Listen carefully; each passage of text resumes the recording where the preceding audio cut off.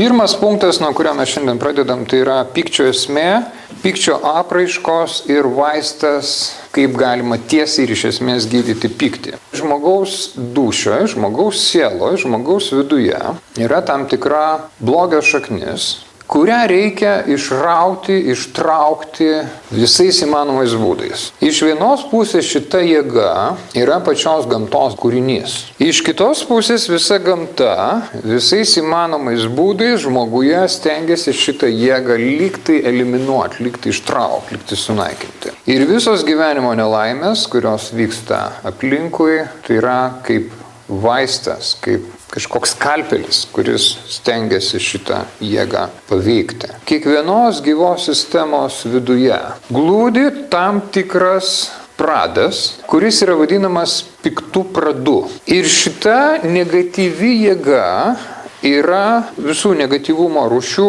pagrindas. Kol žmoguje veikia šitas negatyvus elementas, tai šitas piktas elementas iš tikrųjų jį gilinantis darosi vis labiau nuostabus, galima sakyti, tai yra vos ne kažkoks stebuklas. Šitas piktas elementas turi savo tikrąją paskirtį, tik mes nežinodami šito pikto elemento kilmės, jį naudojame ne pagal funkciją.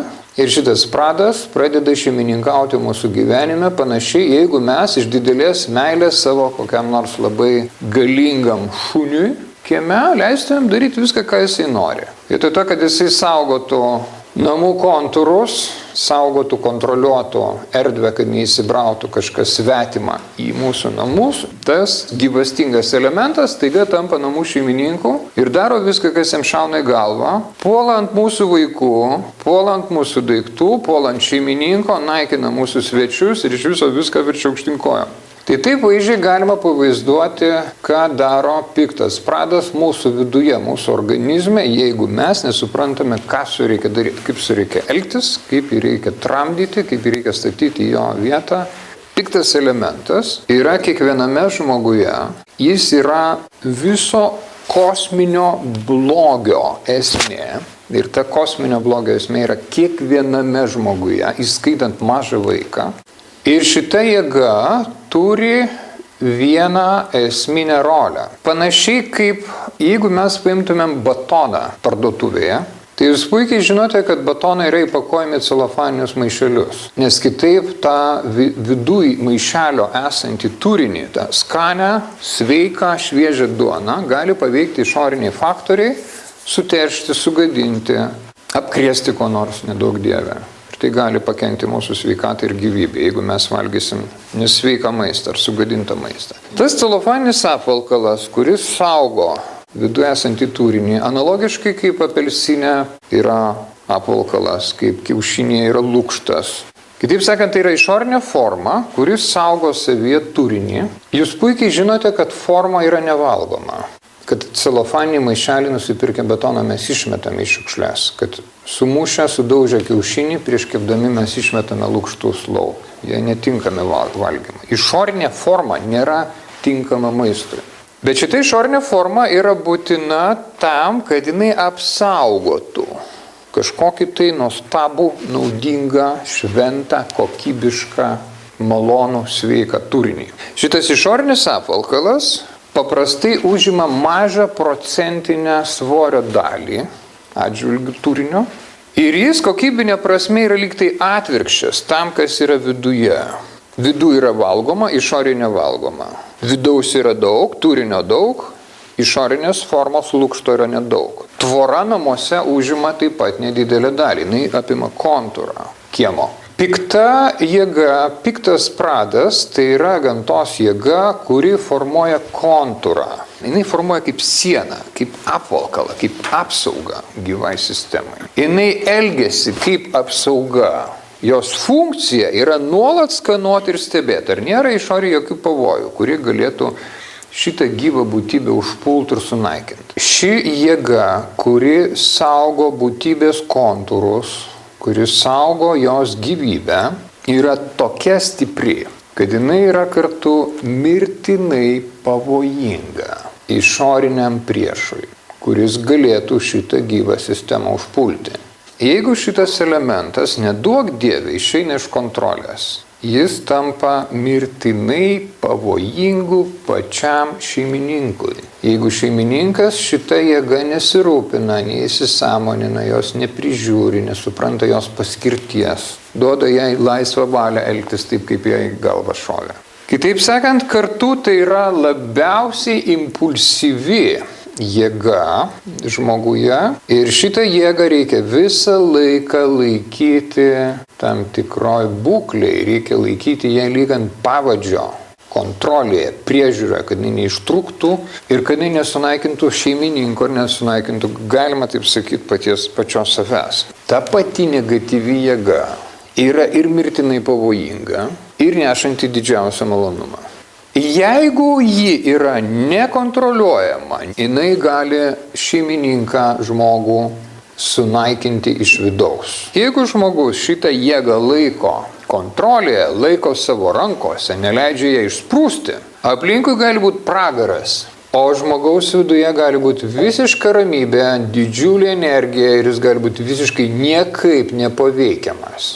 Jūs puikiai žinote savoką blogis. Esminis dalykas, ką tėvai turėtų vaikui iki brandos, iki 18 maždaug metų įdiegti, tai tik šitą vieną pamoką.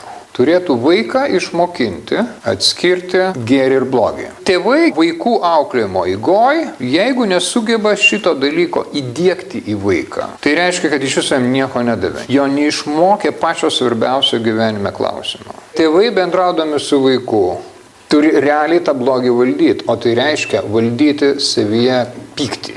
Tramdyti savo visas negatyves emocijas su visom variacijom. Jeigu tėvai realiam gyvenime nemoka pykčio tramdyti, jie nežino, kas yra blogis. Jie patys šitos pamokos neišmoko.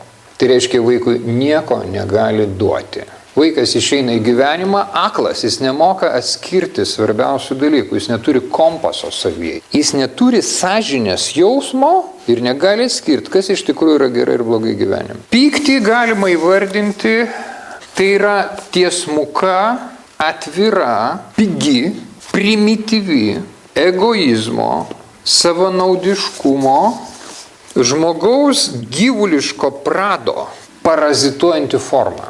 Faktiškai emocinė prasme pyktis tai yra savižudiškas veiksmas.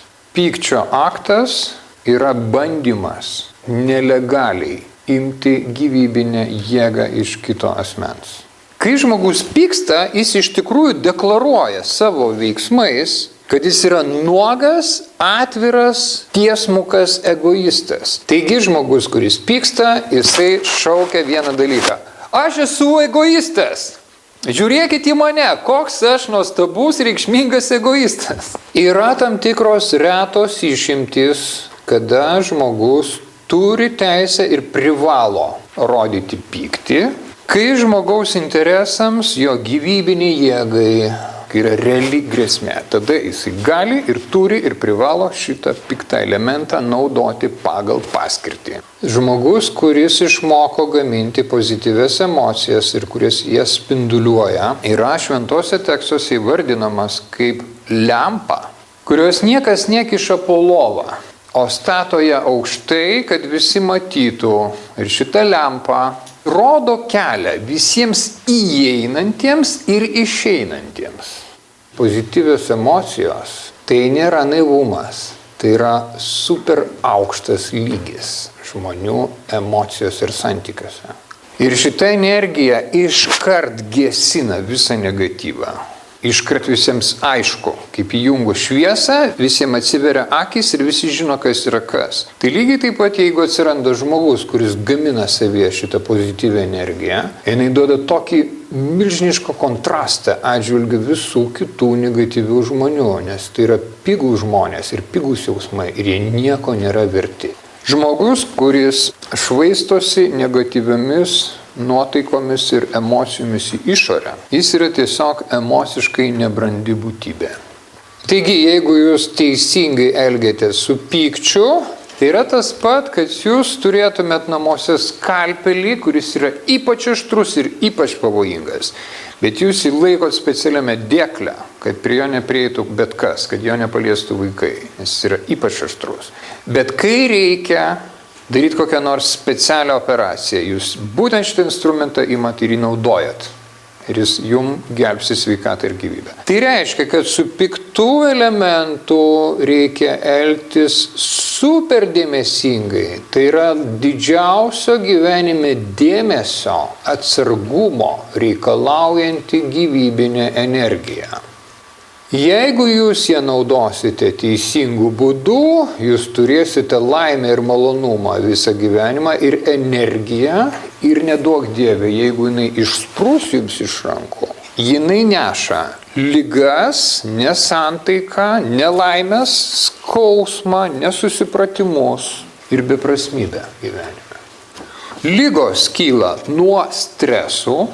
Stresus iš tikrųjų sukelia konfliktai.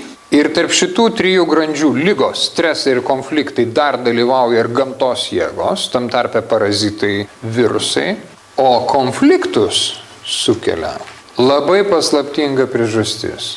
Tai yra pyktis ir pavydas. Tai yra, galima sakyti, dvi pačios giliausios fundamentinės negatyvios